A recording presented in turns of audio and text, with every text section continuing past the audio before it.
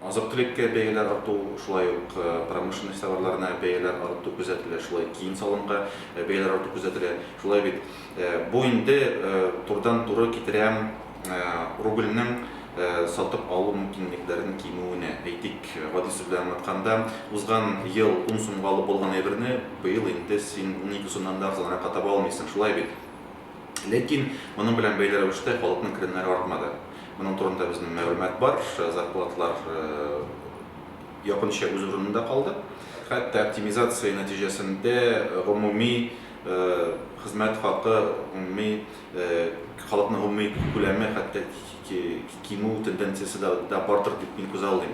3нче ел унның алган кеше бүген дә гади белән әйткәндә 10 меңгә эшли, ләкин кичә 10 сум торган әйбер бүген 12 сум тора икән, димәк аның инде автоматик рәвештә финанс хәле начарайган дигән. Бу инде әлбәттә санкциялар белән дә бәйле. Бу әлбәттә инде ил ичендә бара торган берникадәр сәяси карарларга да бәйле. Шулай бит Төркия белән менә соңгы безнең конфликт әлбәттә Төркиядән кергән товарларның кимүенә һәм аларга конкурент булган товарларның бәясе артуга китерә. Шулай бит.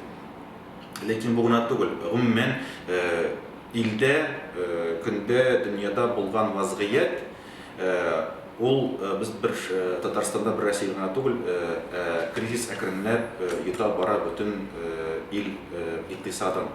Эш тәкъдим итүчеләрнең саны кимүе ул бәйле инде иң беренче чиратта шушы гамәлдәге финанс-икътисади вазгыятькә бәйле рәвештә чыгымнарны оптимальләштерү, менә син әйткән бизнесның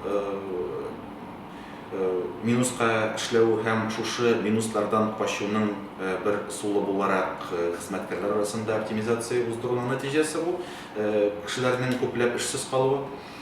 Һәм инде шуның белән бәйле бу син әйткән 10% халыкның белүе.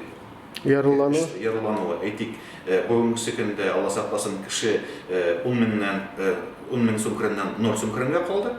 Һәм ул бу инде әйтик 100 кешенең берсе име, яисә 100 кешенең 7-се, 100 кешенең 93-е шул ук үзенең 10 меңе белән калды. Нәтиҗәдә икесен бергә кушып бүлгәндә шушы 10% килеп чыга торгандыр дип уйлыйм мин.